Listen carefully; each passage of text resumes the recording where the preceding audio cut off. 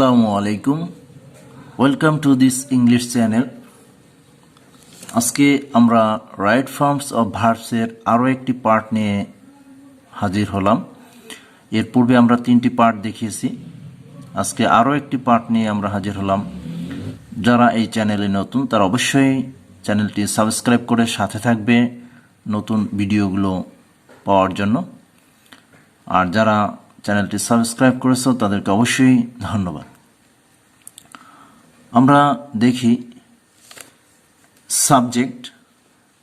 সাবজেক্টের পরে গ্যাপের পরে এইভিল অথবা আনএইভিল দেয়া থাকে, তখন আমরা এই গ্যাপটিতে কি বসাবো?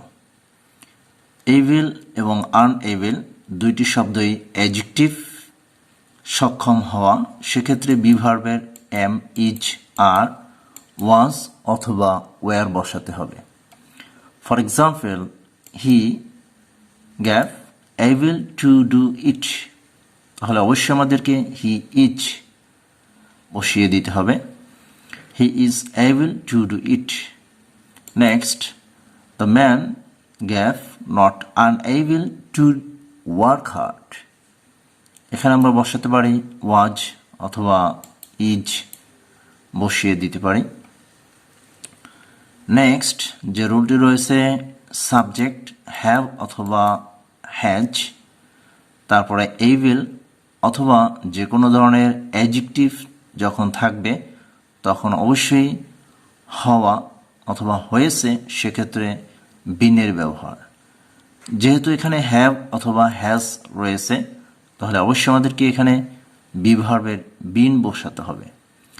যেমন they have gave able to prove their oath, তাহলে অবশ্যই এখানে আমাদেরকে হ্যাভ বিন বসিয়ে দিতে হবে। They have been able to prove their oath. Next যে রুলটি রয়েছে, সাবজেক্টের পরে গ্যাপের পরে অবশ্যই এডুকেশন, হায়ার এডুকেশন, গ্র্যাজুয়েশন, এই শব্দগুলো যখন থাকবে তখন আমাদেরকে অবশ্যই সাবজেক্টের পরে ভার্ব বসাতে হবে। যেমন received, acquired, had, took, achieved, completed অথবা ডিড বসাতে হবে। For example, he gave his graduation with honours in chemistry, physics and mathematics from Presidency college. এখানে আমরা উপরের শব্দগুলো থেকে যে কোনো একটি শব্দ বসিয়ে শূন্যস্থানটি পূরণ করতে পারি, বাট যখন আমাদের শূন্যস্থান এভাবে থাকবে, বাই এর পরে গ্যাপ, তারপরে এডুকেশন, হায়ার এডুকেশন, গ্র্যাজুয়েশন, তাহলে অবশ্যই আমাদেরকে বাই এর পরে ভার্বটির আইএনজি করে দিতে হবে। এই নিয়মটি আমরা পূর্বেও দেখিয়েছি। Example, by, receiving, taking, acquiring, achieving, completing, এই সকল শব্দগুলো ব্যবহার করে দিতে পারি আমরা। নেক্সট, সাবজেক্টের পরে গ্যাপ, কোনো পরীক্ষার নাম অথবা the entrance examination, BA, MA, FA, এভাবে যে কোনো পরীক্ষার নাম দেয়া থাকবে, তাহলে ওই গ্যাপে পাস্ট অথবা কমপ্লিটেড অথবা সেট ফর বসাতে পারি।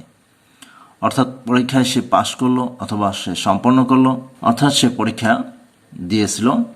উদাহরণস্বরূপ, হি gave the entrance examination in 1890, তাহলে আমরা এখানে পাস্ট অথবা কমপ্লিটেড অথবা সেট ফর বসিয়ে দিতে পারি।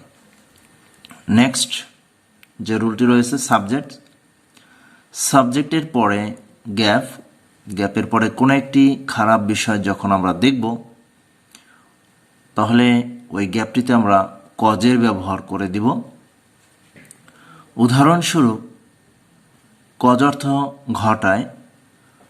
আমরা উদাহরণ দেখে নেই, overtaking tendency also gap traffic jam. যেহেতু এই বিষয়টি একটি প্রবলেম নিয়ে বলা হয়েছে, তাহলে অবশ্যই আমাদেরকে এখানে সিঙ্গুলার সাবজেক্ট যেহেতু রয়েছে ওভারটেকিং টেন্ডেন্সি, এজন্য কজেস বসিয়ে দিতে হবে। Overtaking tendency also causes traffic jam. Next, traffic jam gave great sufferings to the ambulances carrying patients. আমরা এখানে কজেস শব্দ ব্যবহার করে দিতে পারি, ট্রাফিক জ্যাম কজেস। নেক্সট উদাহরণটি, adulterated food is poisonous and gave fatal diseases. অর্থাৎ এই ভেজাল খাদ্য মারাত্মক রোগ ঘটিয়ে থাকে। তাহলে আমরা শূন্যস্থানে কজেস, তাহলে আমরা শূন্যস্থানটিতে কজেস শব্দটি ব্যবহার করে দিতে পারি। কিন্তু যখন সাবজেক্টের পরে গ্যাপের পরে ইন দেওয়া থাকবে, তখন আমরা কজ শব্দটির পরিবর্তে অকার শব্দটি বসিয়ে দেব।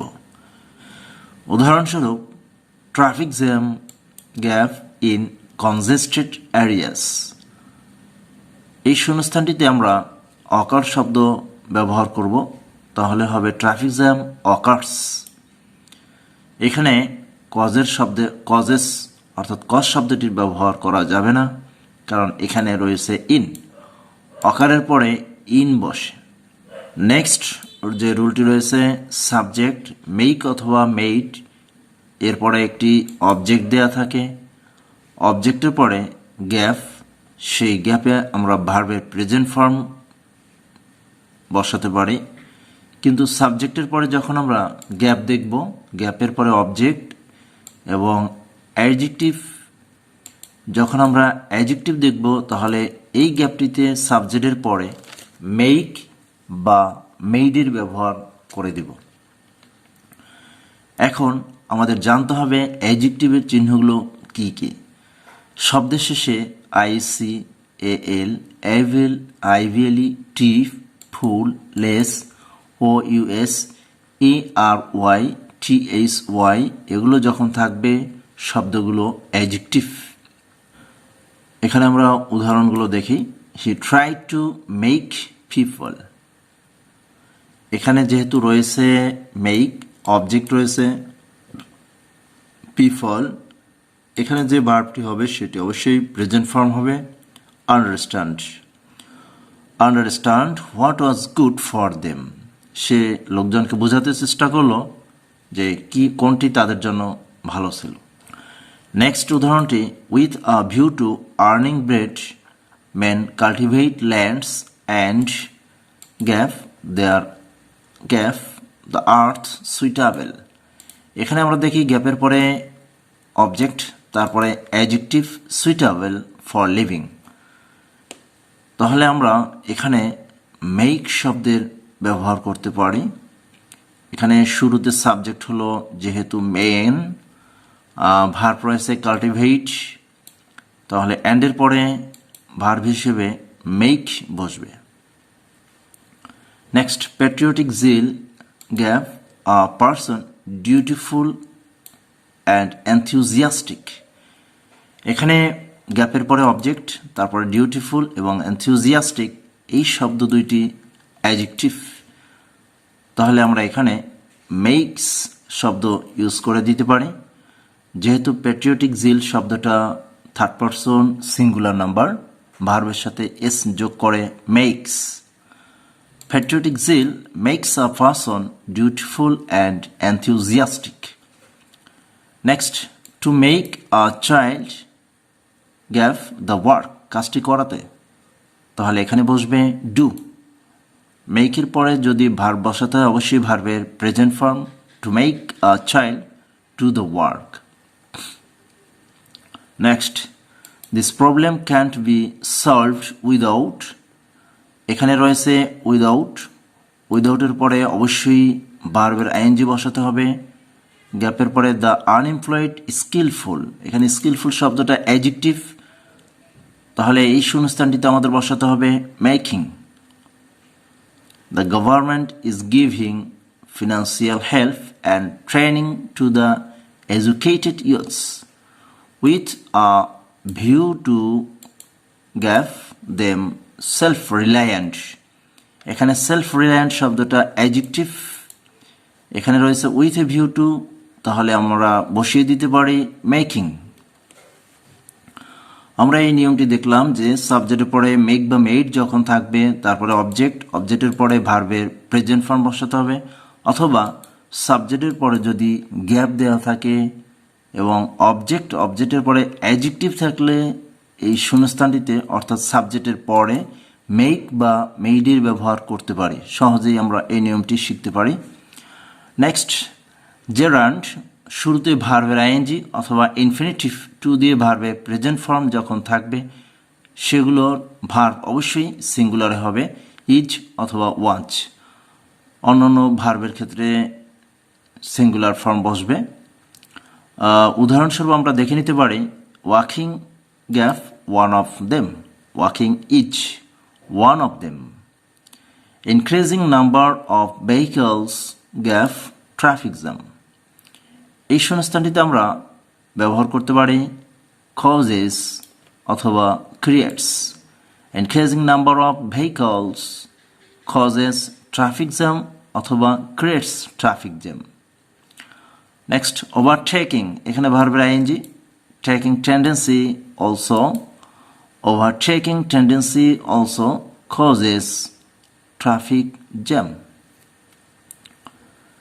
নেক্সট যে রুলটি রয়েছে সাম মেজার্স, আমরা অনেক সময় শূন্যস্থানে দেখি শুরুতেই some measures, some steps, laws, rules, initiatives, actions এই শব্দগুলো ব্যবহার করা হয়ে থাকে।